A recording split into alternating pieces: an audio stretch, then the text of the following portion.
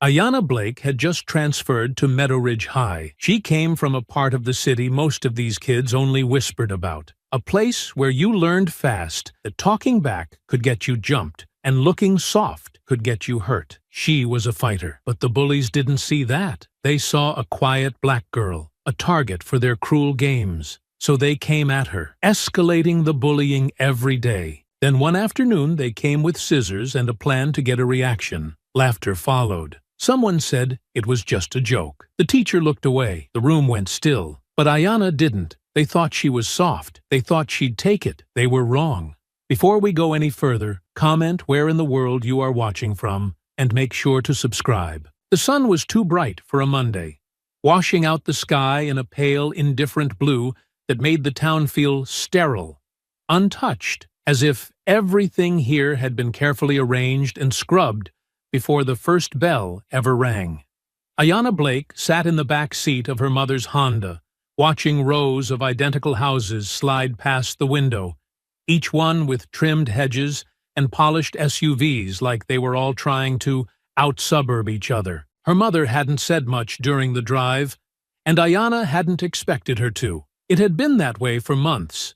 Meals eaten in silence, doors closing a little too firmly, the kind of cold that didn't come from weather. As they pulled into the school's circular front lot, the building loomed clean and sharp, with banners hanging above the entrance reading "Excellence Through Community." Ayanna stared at those words a little longer than she meant to, her jaw clenched, her fingers curled against the cracked pleather of the door handle. Her mother adjusted the rearview mirror, checked her lipstick, and muttered something under her breath that sounded like, "You'll be fine." No hug, no good luck, no real glance in her direction, just a nod at the school and the subtle tap of fingernails on the steering wheel, like she was already thinking about the errands she had to run after. Ayanna stepped out without a word, the door shutting softly behind her, and for a moment she just stood there, staring at the rows of students streaming through the front doors, backpacks slung carelessly, phones glowing in their hands, laughter echoing like they'd all known each other since kindergarten. No one looked her way, and yet she could feel it, the sideways glances, the whisper that rippled through the air, even if no one actually spoke. She adjusted the strap on her backpack, lifted her chin just a little, and walked through the front entrance like it didn't matter. The first thing she noticed was how clean it all smelled.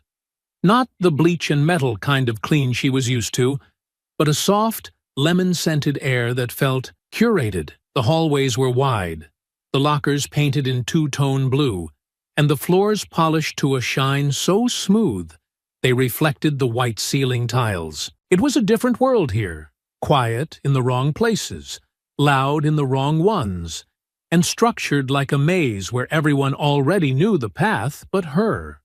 Her homeroom teacher, a thin, smile-plastered woman named Ms. Kendricks, greeted her with a tone just a little too sweet to be real. "Welcome, Ayanna. I've heard we've got a strong student joining us." There was something about the way she said strong, the subtle lean on the word, that made Ayanna want to leave the room and never come back. She took the seat assigned to her in the back corner without comment, keeping her gaze fixed on the empty notebook in front of her, while muffled whispers floated around her from the other students. The first few periods passed in a fog. Teachers listing syllabi, classmates eyeing her like a new animal at the zoo. When lunch came, Ayanna carried her tray through the cafeteria like she was crossing open ground in enemy territory. Most of the tables were already clustered, laughter and stories flying fast between people who moved like they belonged. She spotted an empty spot near the edge of the room and made her way there, only to find someone sliding into it seconds before she reached it. No apologies. Just a look that lingered too long. She moved again, finally settling at a lone seat near the exit, eating in silence. It was there that she saw them for the first time. Austin Riddell and his two shadows, Kyle and Brandon. They walked like they owned something, the kind of swagger that came from generations of being told they were the default. Their eyes scanned the cafeteria like they were deciding what to be amused by today. And when Austin's gaze landed on Ayanna, there was a flash of recognition. Not the kind that said, "I know you," but the kind that said, "I've seen your type before." His smile was thin, teeth too perfect, and he nudged Brandon, who let out a low, amused whistle as their heads leaned together like they were sharing a private joke. She didn't look away. She didn't smile. She just stared back, blank and unblinking, until they moved on. The next day, it started small. Someone bumped her shoulder harder than necessary in the hallway. Someone else knocked her pencil off her desk with a casual flick. A snicker here, a whispered name there. Ghetto. She got attitude, thinks she's tough. Ayanna said nothing. She kept her hands folded neatly in her lap, her eyes on the clock, her mind retreating to the familiar rhythm of muscle memory. How to roll her shoulders, how to shift her stance, how to listen for footwork. She'd promised herself no fights, not here, not again. But there was something in the air, something low, slow, and crawling, that told her this wasn't going to stop. Not until someone made it stop. There was something different about the way the school breathed that second week, like the walls had quietly decided Ayanna Blake didn't belong, and weren't interested in hiding it. The smiles grew tighter, the stares longer, and the air itself felt filtered, like someone had made sure her presence would always feel just slightly out of place. It didn't come all at once. It never did. But piece by piece, the message had begun to form, silent but unmistakable. You don't fit here. In chemistry class, someone behind her snorted after she answered a question correctly, followed by a whisper just loud enough to travel. Must have learned that in hood school. Ayanna paused only briefly, her pencil mid-stroke before she continued writing. She didn't look back. Kyle, the one who'd muttered it, leaned toward Brandon and chuckled under his breath. Straight out of Compton. Over here solving equations. Brandon laughed. Yo, she probably got that answer trading crack for calculators.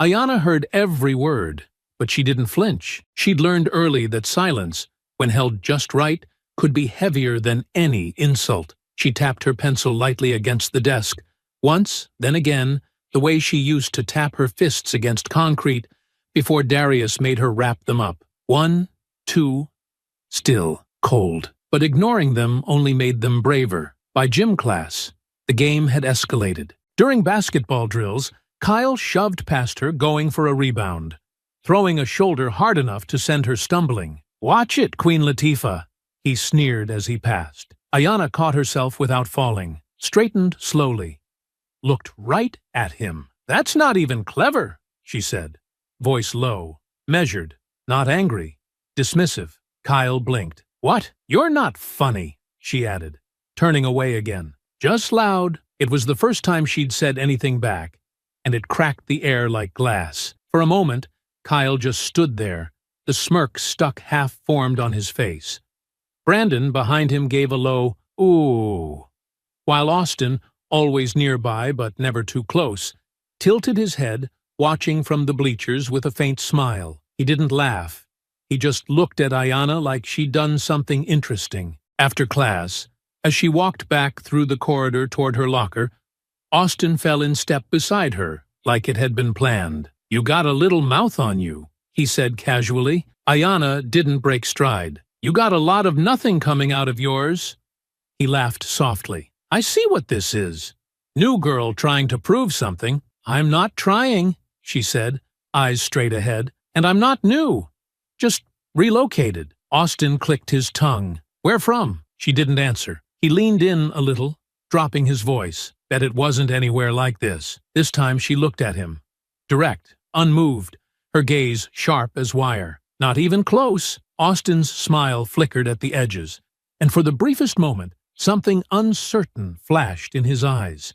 Then he stepped back with a short laugh, raising both hands like he'd just been playing. All right, tough girl. Let's see how long that fire lasts. The next morning, she opened her locker to find it had been stuffed with torn-up paper. Scraps from what looked like old grocery ads and ripped notebook pages. At first glance, it seemed random, but as she pulled the clumps out, she saw it. black Sharpie across the torn edges, crude words scrawled across the chaos. Go back. Nobody wants you here. She stood there, motionless, papers fluttering at her feet. A few passing students noticed but didn't stop. One girl glanced, then looked away quickly. Another giggled under her breath and walked faster. Ayanna crouched down, gathered the papers in one hand, stuffed them deep into her backpack, and closed the locker with a soft, deliberate click. She didn't report it. Not yet. But someone had seen. Later that afternoon, as she waited for the bus, standing near the shadowed brick columns by the main entrance, a voice broke through the quiet. Not stern, not invasive, just steady. You doing all right here? She turned to see Principal Hughes. He was tall, clean-cut, with skin as dark as her father's, and eyes that seemed to carry entire stories without needing to tell them. He wore a charcoal suit and a quiet presence, like someone who had spent years learning when to speak and when to let silence do the heavy lifting. She gave a slight nod. I'm good. His gaze held hers for a moment longer. You sure? You're not invisible. I never said I was, she replied. He smiled faintly. No, you didn't, but I've seen that look before. She raised an eyebrow. What look is that? The one that says, I know exactly how far I can be pushed before someone learns they picked the wrong one. Ayanna's lips twitched, just slightly. That's pretty specific. I've been here a while, he said simply. And I'm not new either. She glanced at him then. This man who wore his calm-like armor, who hadn't come to offer pity or false comfort, but something heavier. Respect. She nodded once. If anything crosses the line, he said, voice dropping slightly, and you want it documented, you come to me. I'll handle it the right way. What's the right way? The way they don't expect. As the bus rumbled into view, Ayanna gave him one last look.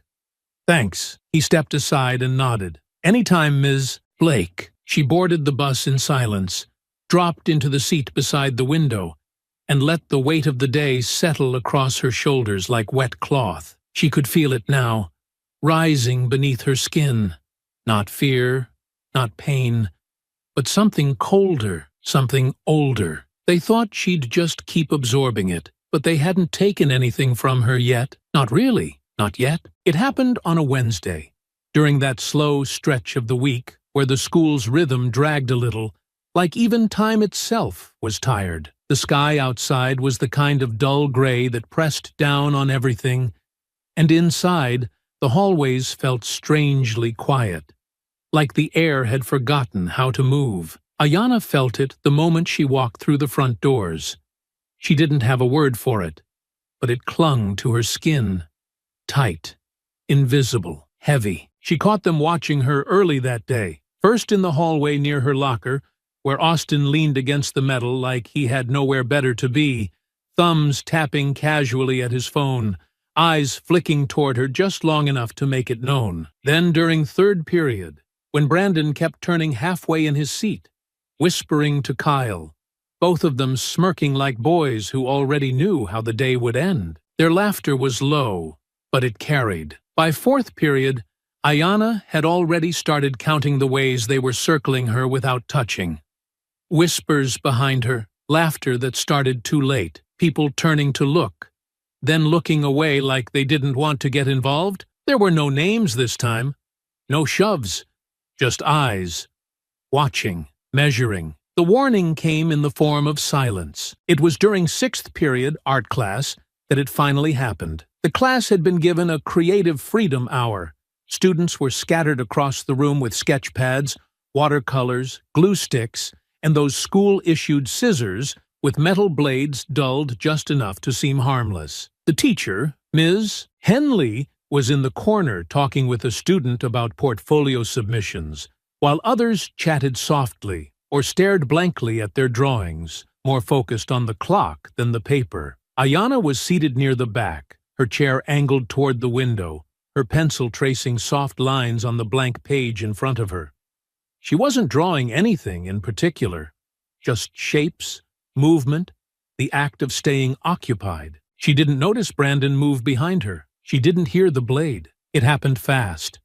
So fast, She didn't register what had been done until it was too late. There was the faint sound of scissors opening and closing, the whisper of hair being sliced, and then the sharp tug near her scalp that made her freeze, not from pain, but instinct. She reached up, slowly, her fingers brushing the back of her head. Her hand came away with frayed ends. Her braid, her thick, tightly woven braid, had been cut. The strands fell loosely in her hand, the blunt edge of the severed weave brushing her palm like it didn't understand what had happened either. Behind her, Brandon was laughing. "Yo! Oh my God!" Kyle gasped from across the table. "Did you just... Dude, that's messed up." Brandon held up the severed braid like it was a trophy, swinging it slightly. "I thought she might want to lighten up the load. This stuff's heavy, right?" Ayanna didn't turn around. She stared at the braid in her hand, unmoving. Austin's voice came from across the room, louder now, just theatrical enough to draw attention. "Damn, I didn't think you'd actually do it. That's bold. You think she's gonna cry?" More laughter followed. Soft gasps, shocked whispers, the kind that wrapped around the edges of cruelty and made it into entertainment.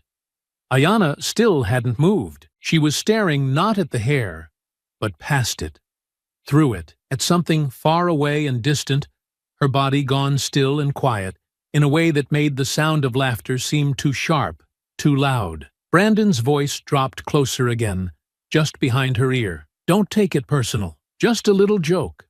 You're always so serious. Figured you needed a makeover." That was when she stood. The chair scraped slowly against the floor, and the sound was enough to break the rhythm of laughter in the room. She didn't speak. She didn't scream. She simply rose from her seat, turned to face him, and looked down at the braid in his hand. Brandon blinked. "Relax," he said, suddenly unsure. "It's not like it was real or anything." Ayanna stared at him, expression unreadable. "You think that makes it better?" Kyle stepped forward quickly, trying to regain momentum. "Look, no one's trying to hurt feelings.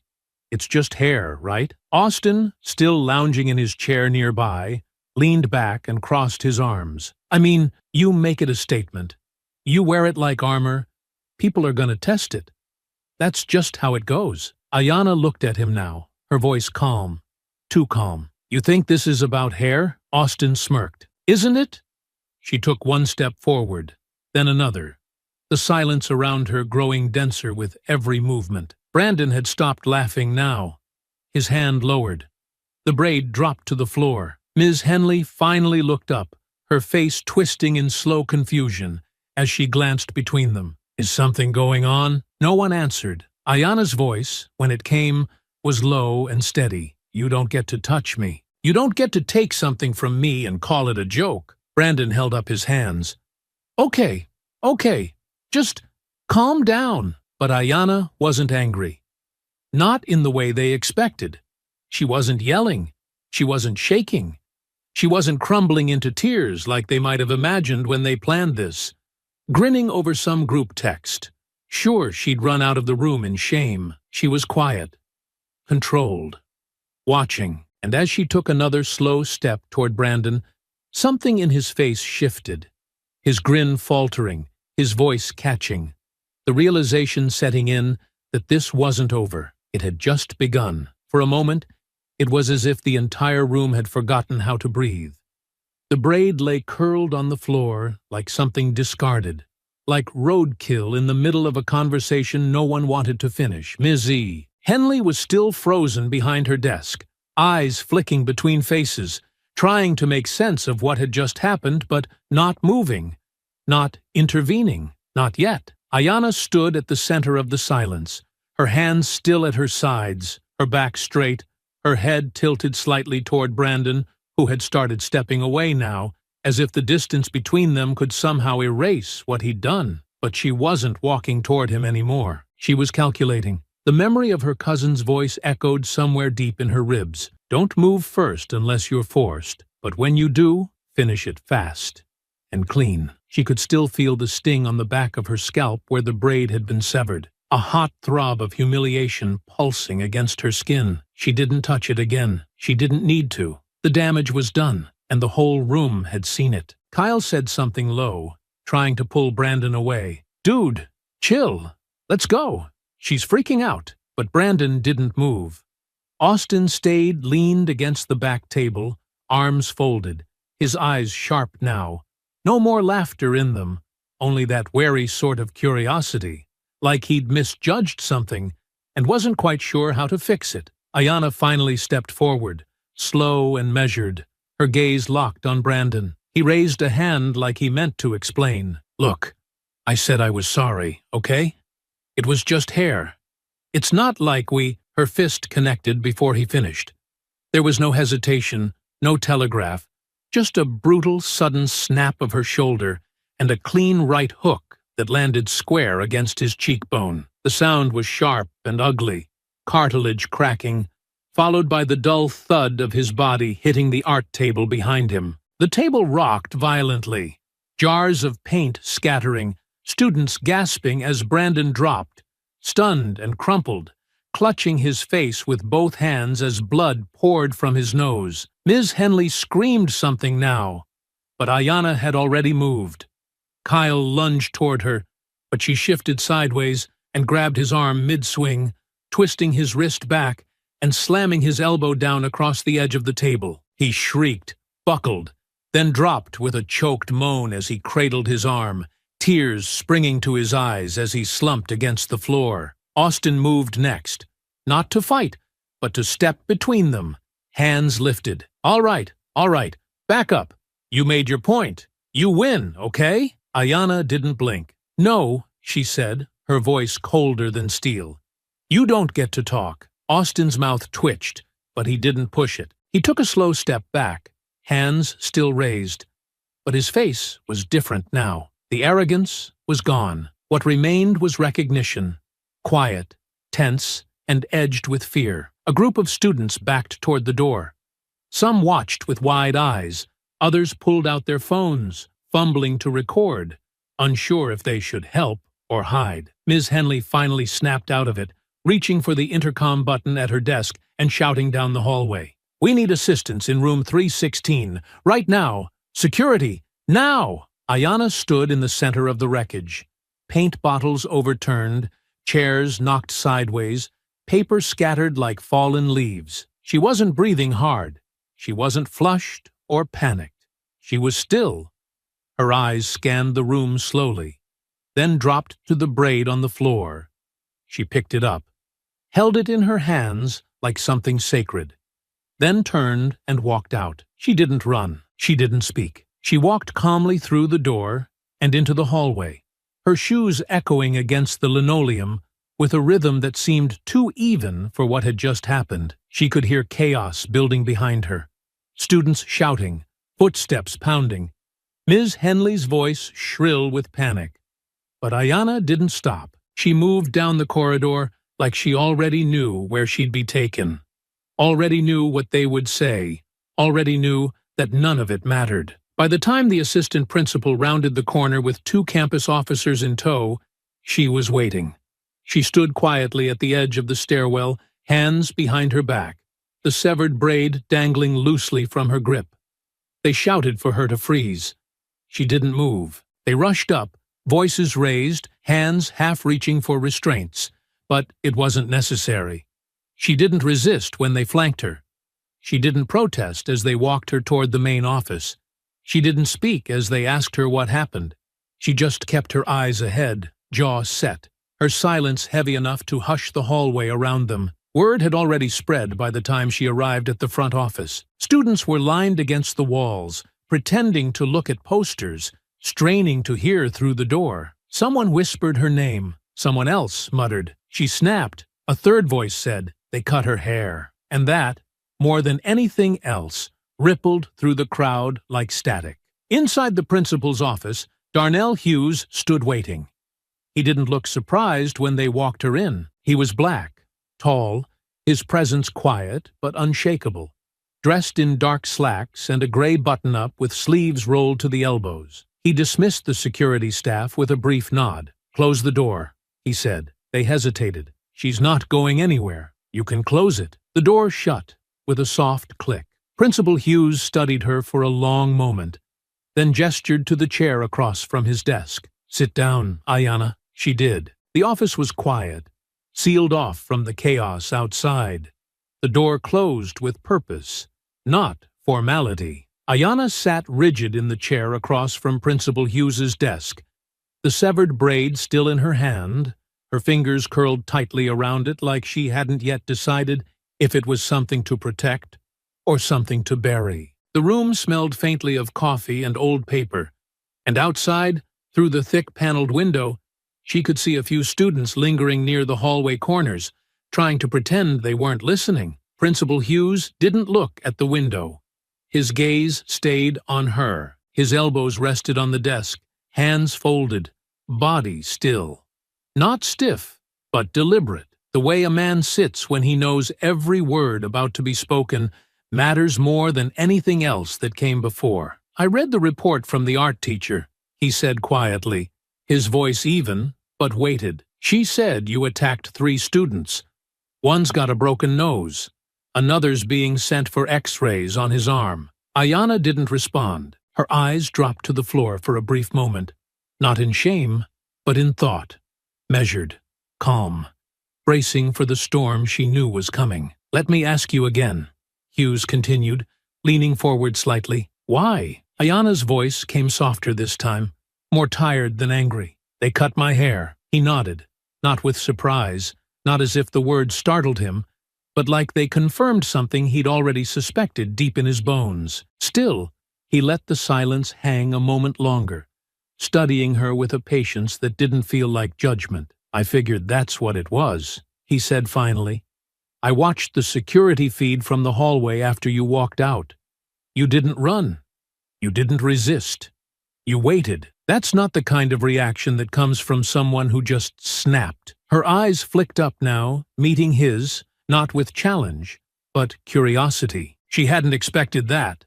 Not from an administrator, not from an adult in a pressed shirt and clean office who could have buried her in a dozen disciplinary buzzwords and official protocols by now. "Most people," he continued, "when they hear a black girl fought 3 white boys and sent 2 of them to the nurse, they think one thing. They think violence. They think rage. They think threat." "I know," she said, her voice flat. "They always do. But when I hear it," he said, his tone lowering, growing slower, "I start asking what happened before the fight. I ask what didn't get recorded, what got laughed off, what teachers missed or ignored, and most of the time, if I'm being honest," he exhaled slowly, his jaw tightening, "no one wants those questions answered." Ayanna sat back in the chair, still holding the braid. "I didn't want to fight," she said after a beat. "I wanted to finish the day. Go home. Breathe. That's all." "Then why didn't you walk away?" She looked at him, her eyes dry, her mouth pulled tight against the rising heat in her throat. "Because I've walked away 100 times. Because I've ignored the comments, the little things, the accidents. Because I sat still and didn't react, and it only made them push harder.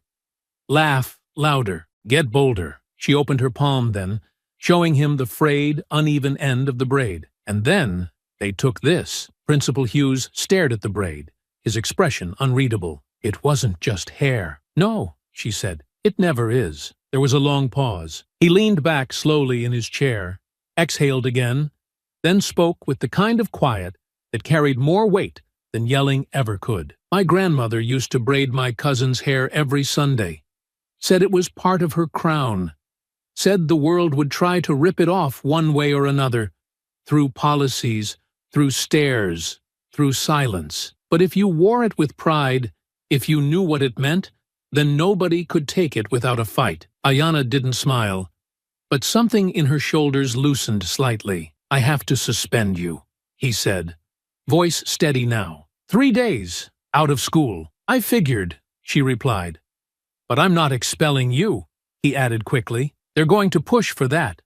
Parents, board members, maybe even the district. They're going to say you're a danger, that you need to be removed." Ayanna's lips pressed together. "And when they do," he said, "I'm going to ask for the footage from inside that classroom. I'm going to file a report of my own." I'm going to start asking questions that make people uncomfortable. She watched him carefully. Why? Because, he said slowly, I've spent my whole life walking the line between doing the job they gave me and doing the job that matters. And today, I've decided those two things don't have to be different anymore. He reached into his drawer and pulled out a plain manila envelope, sliding it across the desk. Inside is your suspension paperwork.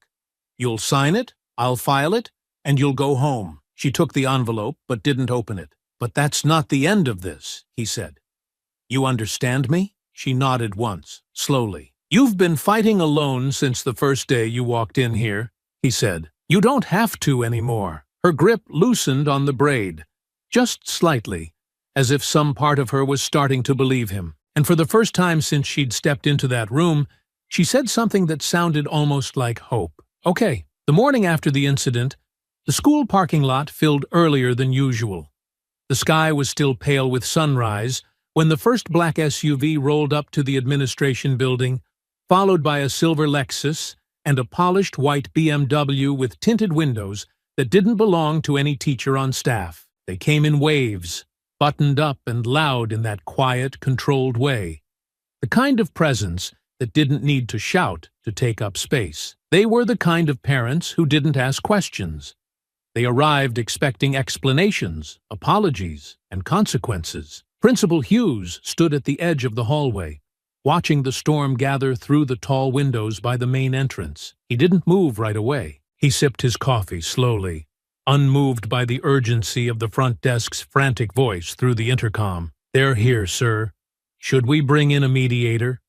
Do you want backup from the board? He pressed the button gently, his voice calm. No. Send them to the conference room. I'll be there shortly. When he stepped into the room, they were already standing. All three fathers, all three mothers. Expensive coats slung over chairs, polished watches glinting beneath the soft ceiling lights. They looked at him the way corporate executives look at a man they've already decided is replaceable. One of the mothers, a blonde in a red blazer and pearl necklace, had her arms crossed and lips pursed so tightly they looked bloodless. Her eyes locked on him the moment he entered. You're Principal Hughes, she said. It wasn't a question. I am, he replied, nodding once. They didn't sit down, and neither did he. The silence stretched between them until the tallest of the men, a broad-shouldered figure in a tailored suit and tan trench coat, took a step forward. Let's skip the pleasantries, he said. My son came home with a busted nose and a black eye. You want to explain to me why the girl who did it isn't in a holding cell? She was suspended, Hughes replied evenly. 3 days, out of school, standard protocol for physical altercations resulting in injury. That wasn't an altercation, the blonde woman snapped. It was a savage attack. No, Hughes said calmly. It was a response. The room tensed. Excuse me, another father said. Brandon's, if Hughes remembered correctly. You're defending her? I'm stating the facts, Hughes said, his voice low but firm. Your sons approached a student during class, used a pair of school-issued scissors to cut her hair without her consent, and then publicly mocked her afterward. That's assault, that's humiliation, that's emotional violence, and it provoked a physical response. You don't understand what you're saying, the blonde woman hissed. You're trying to justify violence against white students. No, Hughes said, his tone sharpening just slightly. I'm trying to justify truth. One of the men stepped closer, his voice dropping into something quieter, but far more dangerous. We've been generous with this school, with this district. I sit on the school board. My firm sponsors your athletics department. And now my son is afraid to come to school because you're allowing some girl with a chip on her shoulder I'm allowing her to attend a school where she was enrolled, where she has every right to be, and where she should have been protected from the moment she arrived. Hughes interrupted, his voice clear now, cutting through the layered entitlement with the precision of a scalpel. You're not angry because your sons were attacked. You're angry because someone fought back, and you weren't prepared for what that looked like. The silence that followed wasn't empty. It was volatile, vibrating just under the surface, with the barely restrained fury of people who'd spent their entire lives being listened to. One of the mothers shook her head slowly, speaking now with the cold clarity of someone who knew where her power came from. "You realize this is going to escalate, don't you? We're not going to let this go. Not after what she did. Not after the media gets wind of it." "I'm counting on it," Hughes said simply. They blinked, confused. He stepped around the conference table, now moving slowly, deliberately, his tone softening just enough to force them to lean in. Because once the media gets wind of it, they'll also get the footage of 3 boys surrounding a girl in class, cutting her hair, laughing, threatening. Once the media sees that tape, I'm willing to bet the public will understand why that girl defended herself. And, if not the media, then the courts. "You wouldn't," one of them growled. "I already have," he replied. "The footage is being reviewed by the district superintendent as we speak. So if you're here to file complaints, by all means, I'll add them to the documentation. But if you're here to intimidate me, you're wasting your time." One of the fathers pointed a finger. "You'll lose your job over this." Hughes smiled faintly. "If I do, it'll be doing the right thing." They didn't respond to that. Not with words.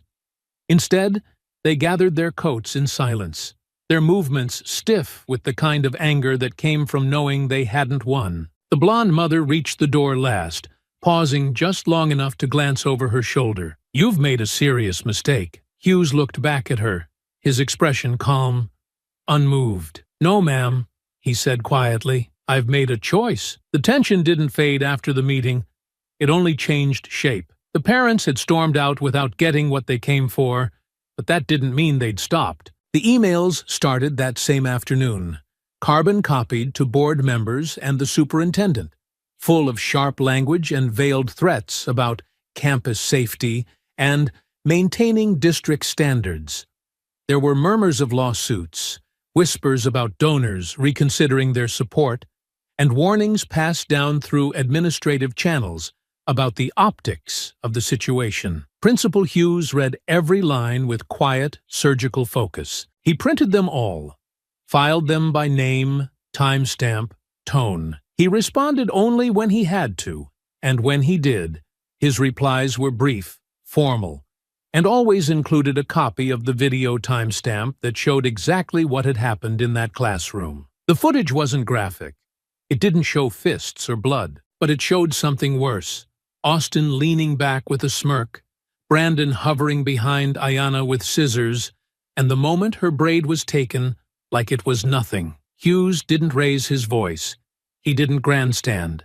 He documented. And while he was doing that, Ayanna watched. She returned to school on the 4th day, walking through the front doors without looking left or right, her back straight, her face unreadable. The whispers followed her down the hall like smoke, curling between lockers and brushing past eavesdropping students who weren't bold enough to speak aloud. Some stared, some turned away. A few watched with something like awe, like they couldn't decide whether she was dangerous or just untouchable now. She made it through the day with minimal interference. Teachers avoided eye contact. No one called on her in class. The air around her had shifted, heavier now, electric in a way that made people keep their distance. But it wasn't fear she carried. It was something deeper. It was control. In the afternoon, Principal Hughes called her to his office. Not with a referral slip or a reprimand, just a quiet message passed through a guidance counselor. "He'd like to see you when you're free." She found him leaning over a row of binders in his office, his desk unusually cluttered with printouts, meeting notes, and security logs. He gestured for her to close the door. "You okay walking in here?" he asked without looking up. She gave a slight shrug. "I'm used to people watching me." He nodded, standing straight. "Good, because they still are." He motioned for her to sit, then placed a single manila folder in front of her. Inside were printed photos, screenshots from security footage. One showed Brandon standing behind her. Another, clearer, captured the scissors mid-air. No blood, no action, just evidence. "I've sent this to the superintendent," he said, "and I'm drafting a report to submit to the state." It'll get buried if it comes from me alone. But if a pattern shows up—" "What pattern?" she asked, watching him closely. Hughes tapped a finger on the edge of the folder. "That's where you come in." She leaned forward, brows tightening. He opened a drawer and pulled out a thin, spiral-bound notebook, the kind handed out at staff trainings, and slid it across the desk. Inside were 3 names she recognized. Students of color, all quiet, all recent transfers. Each one had a brief note beside their name. Grade drop. Locker vandalized. Report dismissed. Disciplinary warning issued. "I started keeping track last semester," he said. "Not just because of you, because it's been happening a long time. Just small enough to get ignored." Ayanna stared at the names, reading them twice. "They never came forward?" "Some tried," Hughes said. "Got brushed off. Told to adjust, to be less sensitive. Told that not everything was about race." Ayanna looked up. "But it is, exactly," he said. She sat back, her fingers resting lightly on the notebook. "What do you want me to do?" "I want you to watch," he said, carefully. "If you see something, write it down. Names, times, teachers who look away, students who start pushing things further. Document everything. But don't engage unless you have to." "You think they're still going to come at me?" "I know they are," he said. "But not the same way. They're going to use policy now. Dress code violations. Aggressive language. Anything they can twist to make you look unstable." Ayanna exhaled slowly. "So, I'm bait." "No," Hughes said, his voice calm but deliberate. "Your leverage." He sat across from her, folding his hands. "They underestimated you. That was their first mistake. Their second was assuming that you were alone." She met his gaze, eyes narrowing. "And what happens if I do this? And it doesn't change anything?" "Then we make it louder," he said. "But first, we make it undeniable." She nodded once, just slightly. And that was how it began. Not with a march or a headline, but with a quiet notebook passed between 2 people who understood the system too well to trust it. Ayanna carried it in the bottom of her backpack, buried beneath her books, hidden like a weapon with the safety still on. In the following weeks, she watched. She listened. She wrote. It didn't take long for the school's surface calm to start unraveling, not in dramatic ways, but in quiet, granular fractures, the kind that didn't make headlines, but bled through routine like rust under paint. A week after Ayanna returned from her suspension, the morning announcements included a rushed reminder about respectful conduct and appropriate appearance. The phrasing so vague it might have applied to anyone, but the timing made it clear who it was meant for. Students exchanged looks. Some rolled their eyes. Others glanced sideways at her desk, like she was a loaded question they weren't ready to answer. Ayanna didn't react. She'd learned to let the first wave roll past. It was never about that moment. It was about what followed. In the second week, she saw it happen again. Another girl, smaller than her, Latina, shoved in the hallway by a boy twice her size, his laughter careless, his voice sharp with the kind of mockery that sounded playful to anyone not paying attention. When she turned to defend herself, a teacher appeared just in time to scold her for raising her voice. Ayanna wrote down the time, the names, the teacher's indifference.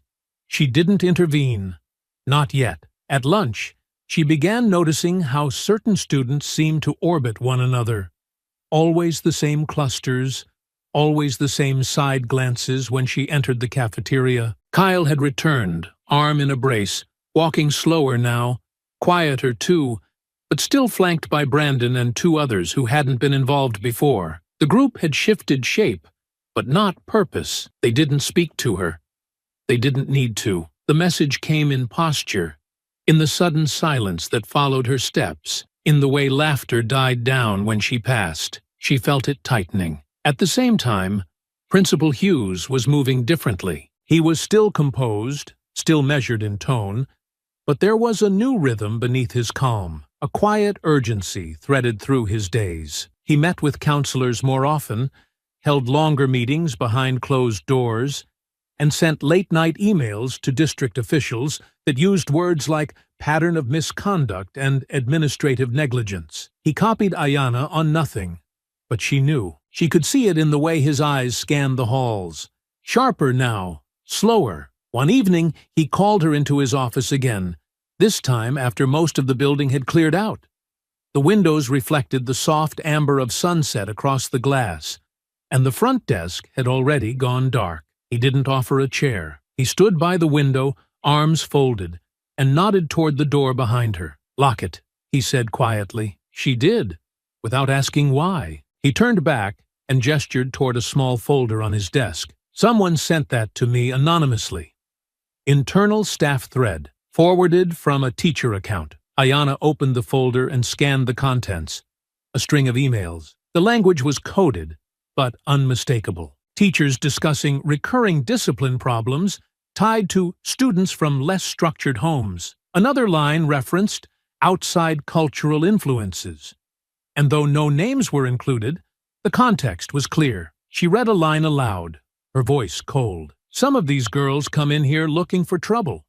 They need structure, not sympathy." Principal Hughes leaned against the desk, his arms still crossed. That was from a faculty member on Ayanna's third-period rotation, the same one who ignored Brandon's first incident. She let the paper fall back onto the desk. "They're building a case against me." He nodded once. "Not just you.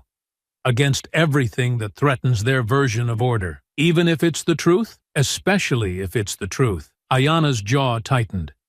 "So what now?" "We watch for fractures," he said. "And when they start to split, we drive the wedge." The wedge came faster than either of them expected. 2 days later, one of the janitors, a quiet black man named Reggie, who usually kept to himself, stopped Ayanna in the hallway just as the bell rang for last period. His voice was low, eyes darting toward the empty hallway. "I saw what happened in the art room," he said quickly. "That day, I was replacing a light fixture above the exit. No one looked up." Ayanna stared at him. "Why are you telling me now?" He hesitated. "Because I've seen this before. Not the scissors. The aftermath. The way they twist it. The way it eats people." She nodded slowly. "Would you say it, if someone asked?" His eyes flicked to the hallway again. "If the right person asked." When she relayed the conversation to Principal Hughes, his expression didn't change. He only murmured, "That's the beginning." Another fracture appeared during a routine staff meeting when a young English teacher, Miss Chandler, barely out of grad school, asked during the equity segment why no students had been interviewed before the district issued its statement about the fight. Her voice trembled, but the question landed like a crack of thunder. No one answered. The next day, she found her name missing from the professional development committee she'd been assigned to all year. Ayanna recorded that too. She wrote everything. She watched the system bend and reposition, watched teachers avoid her eyes, watched students choose sides without saying a word. She wasn't a mystery anymore. She was a test, and no one wanted to be the one who failed it. It started again during lunch, because of course it did. It was always in the places where teachers looked but didn't see, where administrators assumed a quiet cafeteria meant everything was fine. Ayanna was sitting alone, as usual, her tray mostly untouched, her back to the window near the far end of the room where the light poured in, but never quite reached her. She liked that spot. Quiet, half-shadowed, a place where she could observe without being observed. But today, she could feel it before she saw it. The shift, the way the voices behind her got just a little louder. The familiar cadence of Brandon's laughter, Kyle's mock whispering, and Austin's voice, measured but dripping with performance, like everything he said was meant for an invisible audience. They hadn't tried anything in days, maybe weeks, but she should have known better than to assume they were done. She kept her head down. At first it was small. A grape rolled across her table. Then a balled-up napkin landed next to her tray. She didn't flinch. She didn't look up. Her pen moved steadily across the corner of a blank notebook page, recording each thing as it came. 11:38. Grape rolled across table from northwest angle. 11:40. Napkin tossed from Kyle, laughing. 11:42. Brandon mimicking my posture, mocking voice under breath. 11:43. Austin speaking louder now, watching me for a reaction. And then, 11:44. Plastic fork hits tray. Why don't you smile? From Austin. That was when she looked up, slowly, calmly. Her eyes met Austin's, and he froze just briefly, just long enough for the performance to falter. She didn't speak. She didn't scowl or retreat. She simply held his gaze until he looked away, coughed, and turned back to his friends like he hadn't just lost something he couldn't name. She didn't need to fight them anymore. She just had to watch them fail in real time. She stood, picked up her tray, walked past their table without rushing, without a word. As she passed, Kyle muttered under his breath, "Crazy witch." But she was already gone, walking straight toward the main office. The tight coil of rage in her chest wound so tightly it burned without smoke. She asked to see Principal Hughes. The secretary hesitated. "He was in a meeting," she said. "Maybe she could leave a note." "No," Ayanna said evenly. "I'll wait." She stood in the corner near the glass case of trophies, not moving, her expression unreadable. It took 15 minutes. She didn't shift once. When Hughes emerged from his office, jacket off, sleeves rolled to the elbow, he spotted her immediately and raised a brow. "You all right?" "Now I am," she said. He opened the door without asking why she was there. Inside, she placed her notebook on the desk and slid it toward him, open to the latest page. He read in silence, nodding as his eyes moved line by line. "They're starting again," she said quietly. "Testing the boundaries, seeing what they can get away with now that the heat's died down. Anyone else see it?" She nodded. "A few students, maybe 2 tables over. One teacher near the front." But she was on her phone. Hughes flipped the page, saw a note in the corner written in small, precise print. "Camera location. Northeast corner. Diagonal line of sight blocked by pillar unless seated." He looked up, surprised. "You mapped the blind spots." Ayanna's voice didn't change. "You said to make it undeniable." His lips twitched. Not quite a smile, but something close to approval. "You've been listening. They don't think they're being watched," she said. "They think no one cares." "Most people don't," he replied. "Not until it touches them directly." He pulled out his phone, typed a quick message, then turned back to her. "I'll request the lunchroom footage from the district's IT office before they can tamper with it. But we'll need statements. Witnesses. They won't speak," she said. "Not unless someone else does first." "You volunteering?" he asked. Ayanna met his gaze. "I'll go first." There was a pause, just long enough for the weight of those words to settle. Then he nodded slowly. "All right, let's make this official." They drafted a report together, her notes laid out in clean, unbroken detail. Timestamps, names, descriptions. His tone remained calm as he typed, but his fingers moved with the steady rhythm of a man who was done asking for permission. When they finished, he looked at her and said, "They're not going to like this." "I'm not trying to be liked," she said. "You're trying to be heard." She nodded. He leaned back in his chair, folding his arms. "Then it's time we give you a microphone." It started small, the way all reckonings do. First with a flicker of doubt in places used to certainty.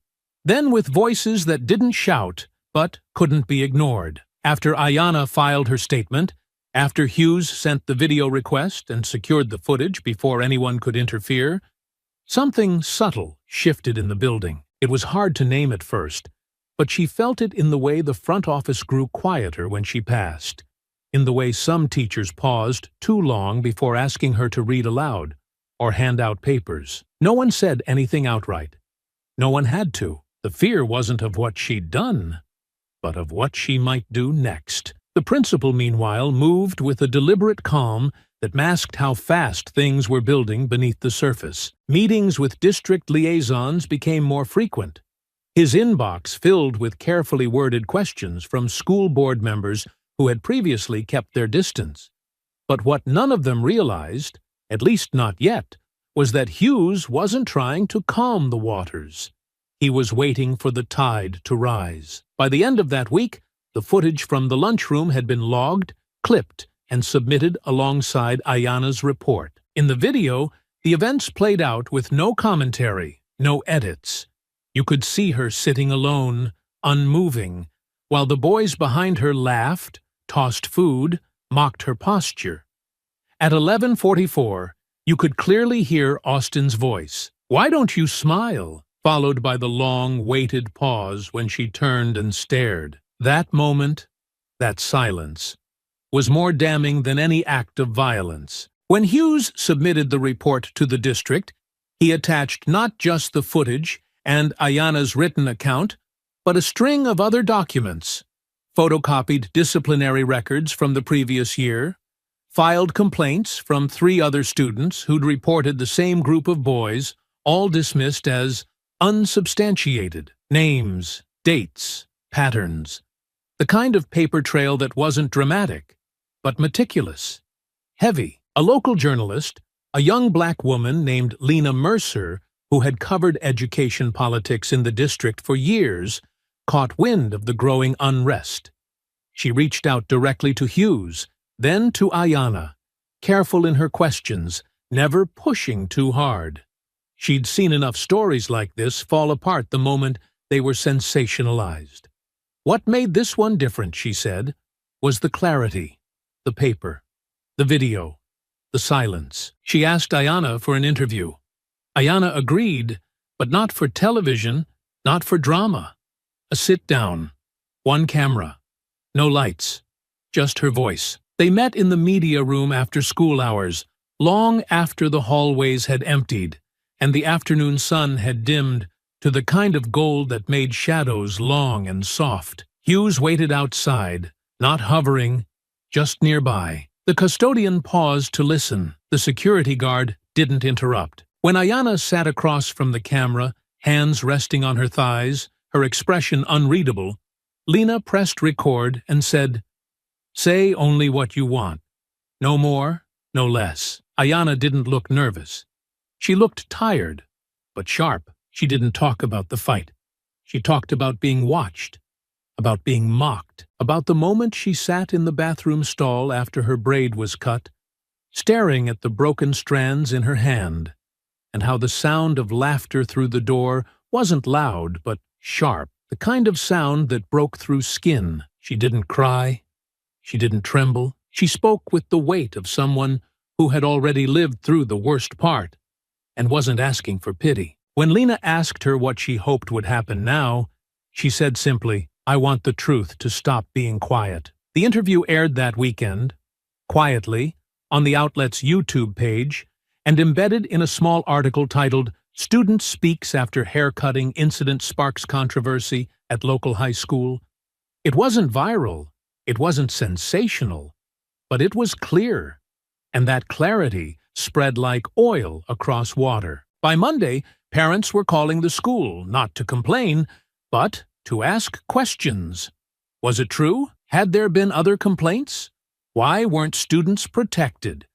Who was watching? That was when the real cracks appeared. A former teacher commented anonymously on the article, admitting she'd once filed a report about Brandon harassing a Somali student during lunch and was told to document it and move on. Another parent shared an email thread between a guidance counselor and a dean where concerns about racial tension were dismissed with the phrase, "We don't want to inflame things unnecessarily." Miss Chandler, the English teacher who had once dared to speak during the staff meeting, shared the interview publicly on her social media account with a single line, "This isn't new. This is just finally visible." She was quietly reassigned the following week.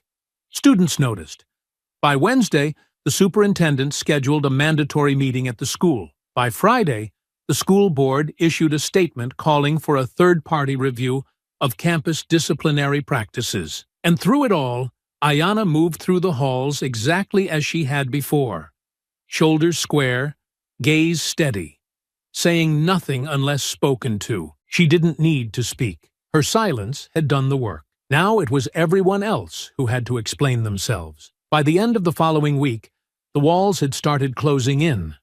Not around Ayana, but around the institution that had once shielded the boys without hesitation. The school board's public announcement of an independent investigation made the front page of the local paper. The words were carefully chosen, wrapped in phrases like commitment to equity and reviewing our disciplinary systems.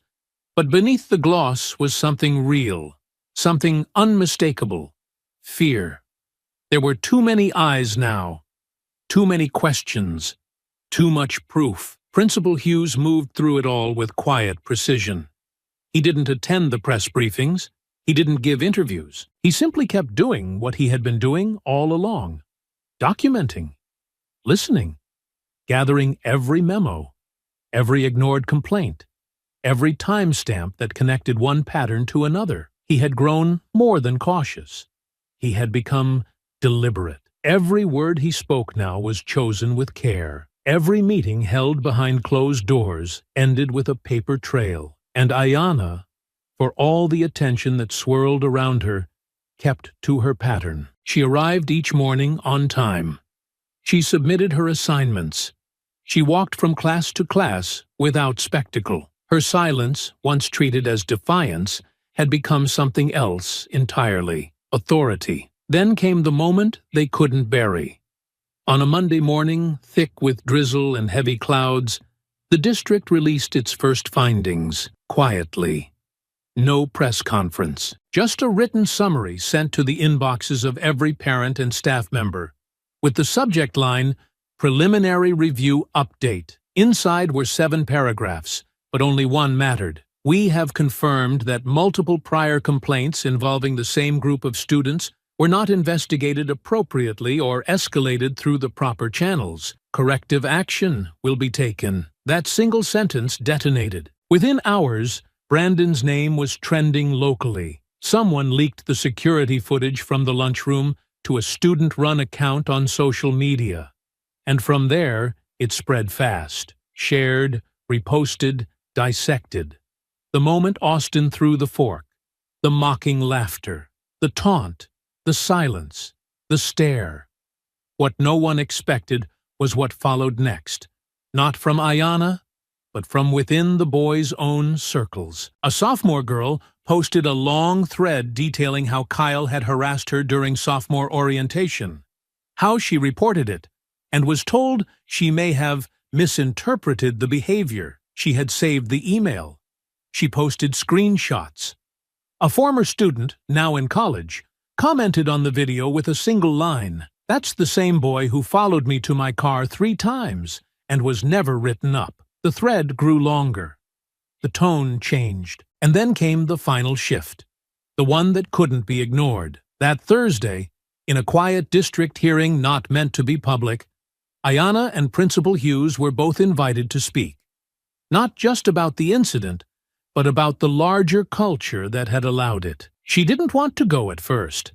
She told Hughes it would be performative, that nothing would change, but he didn't try to convince her with hope. He used history. "Sometimes they don't change because of a speech," he said, as they sat side by side in his office, both watching the slow crawl of headlines refresh on his monitor. "Sometimes they change because they run out of ways to lie." So she agreed. The hearing wasn't in a courtroom.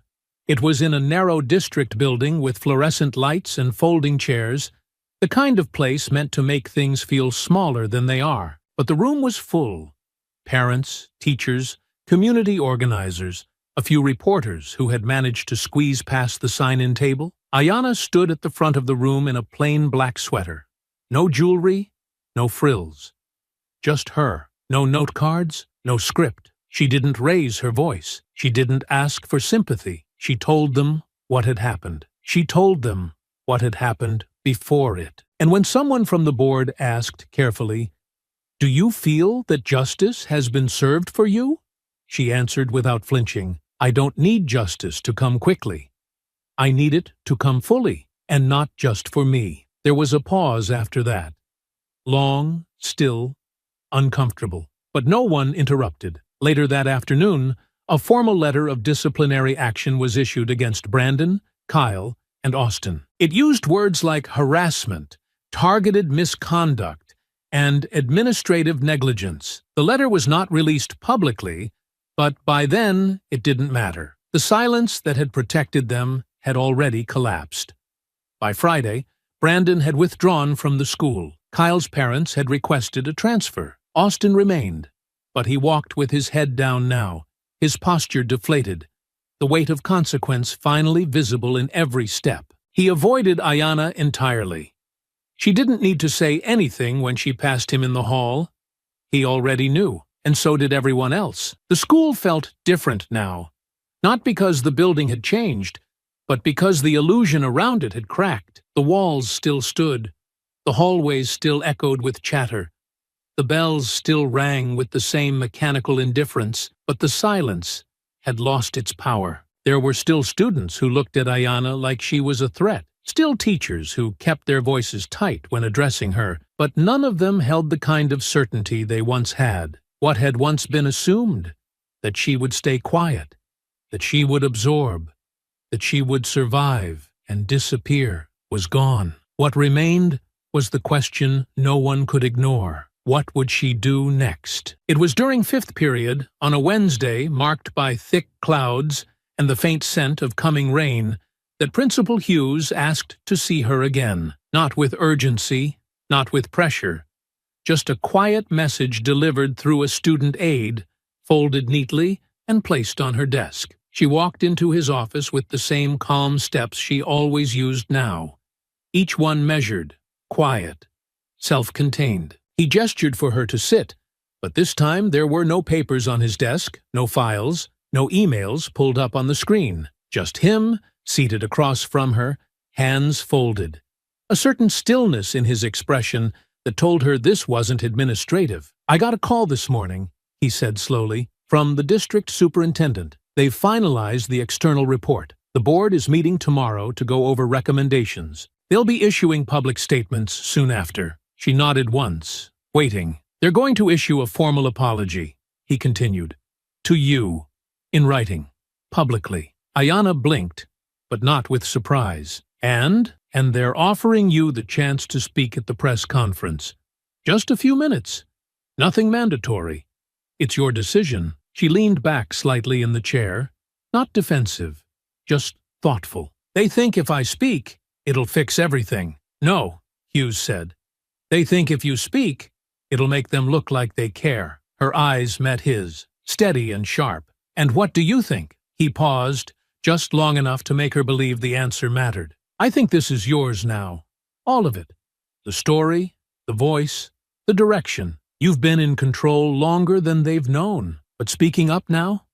That makes it official. That makes it yours in the open." She sat with that for a moment, turning it over. Not for pride, not for vengeance, but for clarity. "What happens if I don't?" "They'll still apologize," he said. "They'll still update the policy. They'll still implement new training modules and hold workshops and promise change. But it'll fade. Sooner or later, another story will take its place." She nodded slowly. "And if I do speak, then it doesn't fade. Then it's documented in your voice. Then it becomes something permanent." She glanced toward the window, where raindrops had started to form slow streaks along the glass. Outside, students were crossing the courtyard, their umbrellas like little black shields bobbing between puddles. She watched them move, the rhythm of it familiar, unbothered by what had happened within these walls. But she wasn't bitter. She was ready. "I'll speak," she said finally. Hughes gave a quiet nod. "I thought you might." But it wasn't just the press conference she was thinking about. There was one last conversation she needed to have. One final piece that hadn't yet fallen into place. Austin. He hadn't spoken to her since the disciplinary action came down. Brandon and Kyle were gone, pulled from the school, their families vanishing behind a thick fog of lawyers and public silence. But Austin had remained. He moved like a ghost now, quieter than before, careful not to make eye contact, careful not to speak out of turn. His swagger had evaporated, replaced by a kind of cautious awareness that followed him into every classroom, every hallway, every passing glance. She found him after school, in the back lot, where the older students parked. He was leaning against his car, phone in hand, earbuds dangling from his collar, head down. He didn't notice her approach until her shadow crossed his feet. When he looked up, the fear was instant, but she didn't stop. "I'm not here to fight," she said quietly. He didn't answer. She stood in front of him, letting the silence stretch between them, waiting until he looked at her like a person, not a threat. She stood in front of him, letting the silence stretch between them, waiting until he looked at her like a person, not a threat. "You ever think about why you did it?" she asked. His brow furrowed. "Did what?" She tilted her head. "Cut my hair. Said what you said. Laughed when they did it." "What was it supposed to be?" He swallowed hard. "It was a joke." She nodded slowly, not breaking eye contact. "You thought you were allowed." He blinked. "I didn't." "You did," she cut in. "You thought nothing would happen, that I'd take it, that someone like me didn't have a right to dignity." Austin said nothing. "I don't need an apology," she added. "And I'm not here to hear one. I just wanted you to understand something." He shifted, uncomfortable. "You didn't break me," she said. "You revealed yourself." And with that, she turned and walked away. She didn't look back. She didn't have to. The press conference was held in the auditorium. Neutral ground, according to the district's lawyers.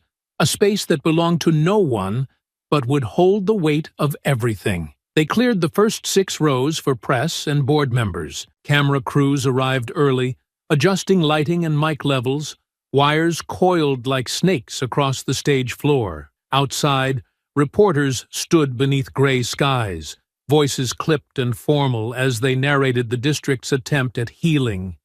Inside, the tension hummed beneath every polite greeting and folded program. Principal Hughes stood near the side of the stage, sleeves rolled, tie loosened, calm as ever. His expression hadn't changed from the day he'd first called Ayanna into his office, the same quiet readiness, the same understanding that real power didn't always look loud. It looked like this. Ayanna waited behind the curtain, flanked by a staff member from the district communications team and Lena Mercer, the journalist who had first helped bring her story into daylight. They didn't speak much.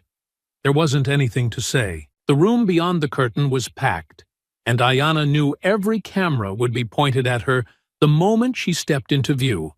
Not because they cared who she was, but because she was the only one who hadn't yet spoken into a microphone. The superintendent went first. She stood behind the podium, reading from a printed statement, her voice careful and composed. Words like failure to act and re-evaluation of policy passed through the speakers with all the weight of damp leaves. She acknowledged the incidents, expressed regret, thanked Ayanna for her courage, and promised a commitment to equity and accountability. Applause followed, soft and scattered, more out of obligation than conviction. Then Hughes stepped forward, not to speak, but to introduce Ayanna. His words were brief. She didn't ask for a podium.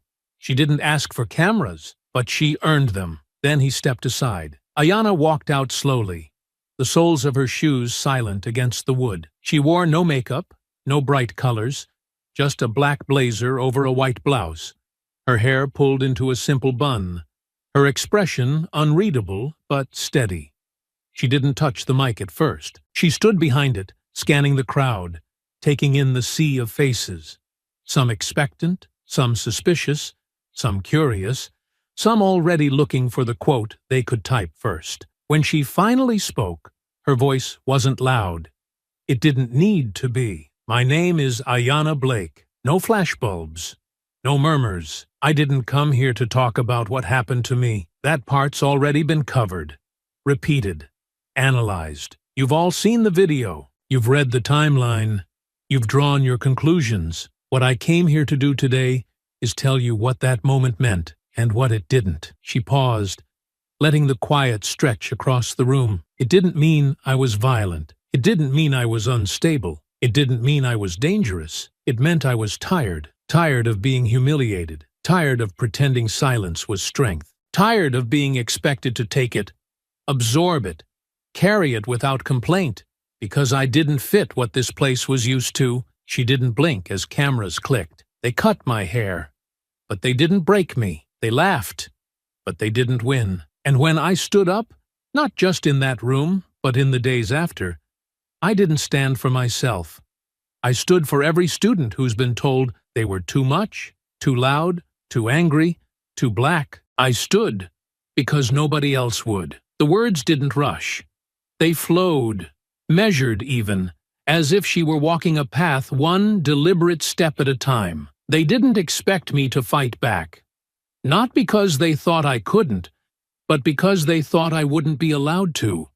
They thought the system would protect them, like it always had, and for a while, it did, until it didn't. There was a weight to the stillness in the room now. Reporters stopped typing. Phones were lowered. Ayanna leaned forward slightly, her voice dropping just enough to pull everyone closer. I don't want your pity. I don't want to be your symbol. What I want is accountability that doesn't wait until someone's hurt. What I want is protection that doesn't depend on headlines. What I want is a school where dignity isn't something you earn by staying quiet, but something you're given, because you're human. Another pause, this one not for effect, but for breath. I've been asked a lot what I want now, what justice looks like, and I don't know that I have one answer. But I'll tell you what I don't want. I don't want apologies with no action. I don't want promises that fade in a week. And I don't want to be the only one. She exhaled slowly. This place can be better, if it chooses to be. She stepped back from the mic then, not with dramatic flair, not with a bow, but with the same quiet strength she had carried since the beginning. She didn't need the room's approval. She had already taken everything they tried to strip from her and woven it into something unbreakable. There was no applause at first, just silence. Then one hand, then another. Then the room rose, not with cheers, but with a deep, measured respect. The kind that doesn't come from performance, but from truth that cannot be denied. Ayanna walked off the stage, past the cameras, past the spotlights, past the rows of faces that had once pretended not to see her. She was done being invisible. The days that followed the press conference were quiet, in a way that felt different from the silences before. This wasn't the hush of avoidance or the weight of unspoken judgment. It was the stillness that came after something had broken open, after the walls that once held the truth in check had finally collapsed. There was no flood of instant change. The school didn't transform overnight. The same walls stood, the same teachers taught, and the same students filled the halls between bells, but the way they looked at Ayanna had changed. And so had the way the air moved around her. For the first time, they saw her. Some didn't know what to do with that. A few avoided her altogether, their eyes dropping the moment she passed. Others watched her openly, unsure of what they were allowed to feel. But there were a few, a very few, who nodded. Small gestures, muted acknowledgments. Not grand, not performative, just recognition. The district moved quickly after that. Policy updates were drafted and released, including mandatory training on racial bias and student dignity, language that had never existed in their handbook before. An anonymous reporting platform was introduced, monitored directly by an independent oversight group. The principal was formally commended for his conduct during the investigation, though Hughes barely acknowledged the gesture. He wasn't interested in praise.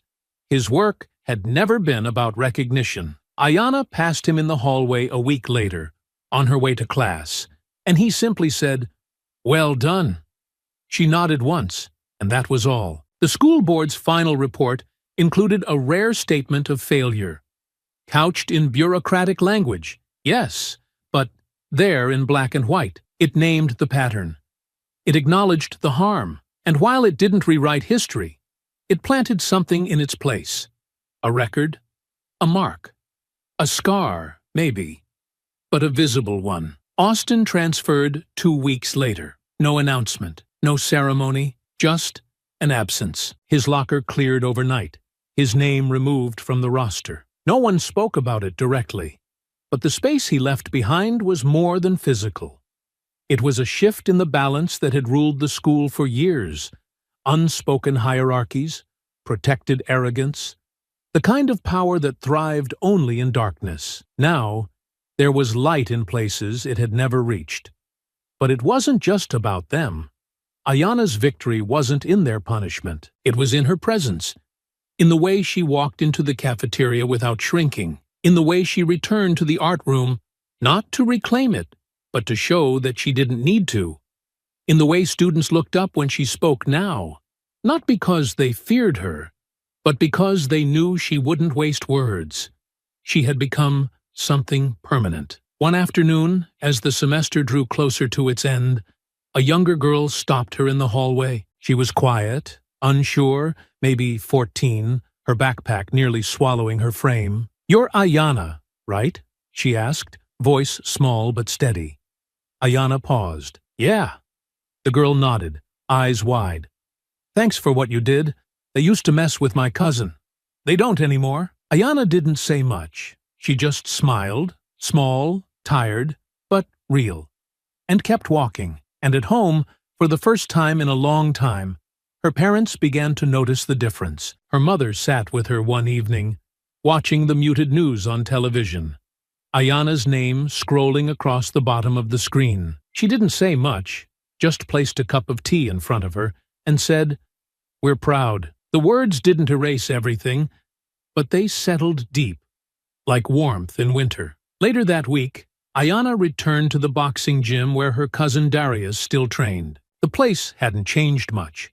The same dim bulbs, the same smell of sweat and canvas, the same muffled echo of fists on pads. Darius watched her from across the room as she wrapped her hands, slower now, more deliberate. He didn't ask questions.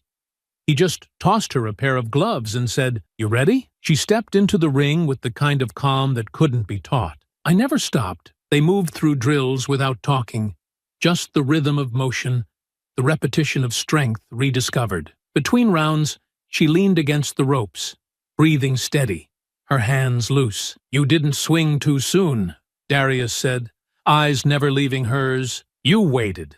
Then you finished." Ayana nodded. "And now?" he asked. She looked past him, out into the gym, into everything beyond it. "Now I teach someone else how." He smiled then, not prideful, not boasting, just satisfied. "You finally understand," he said. Ayana didn't need to answer. She already had.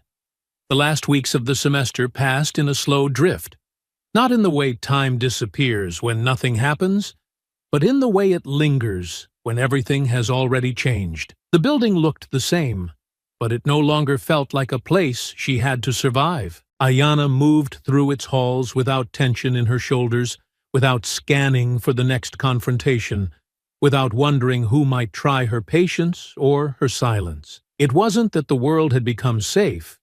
It was that she no longer felt small inside it. She had stopped carrying her notebook, not because she didn't need it anymore, but because others had started to take up the work themselves. A group of students had formed an accountability committee, informal, unofficial, but present. They kept notes. They asked questions. They listened.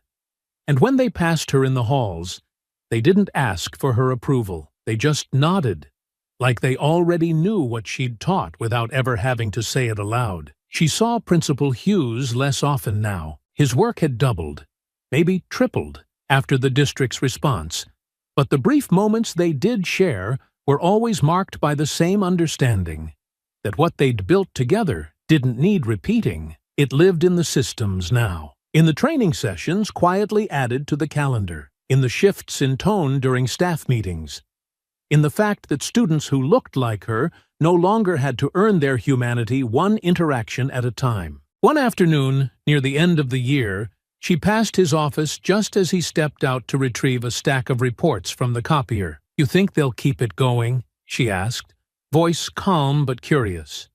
He looked up, a glimmer of fatigue behind his eyes, but something steady behind that. "Some will," he said, "and the rest will adjust." She nodded, more a gesture of understanding than agreement. "That enough for you?" he asked. "It's enough to begin," she replied. Outside the building, spring had finally broken through the long chill. The trees lining the school's perimeter bloomed in bursts of white and pale green, and the students had begun lingering on the front steps after the bell, caught in that strange space between endings and beginnings. Ayana walked past them without needing to measure her pace, without calculating her expression. She didn't need to hold herself together anymore. She was whole. Word had spread that Austin's family had moved. Quietly, no ceremony, no farewell. The house was sold to a couple with 2 young children, and by the end of the month, someone else's car sat in his usual spot. She didn't feel vindicated.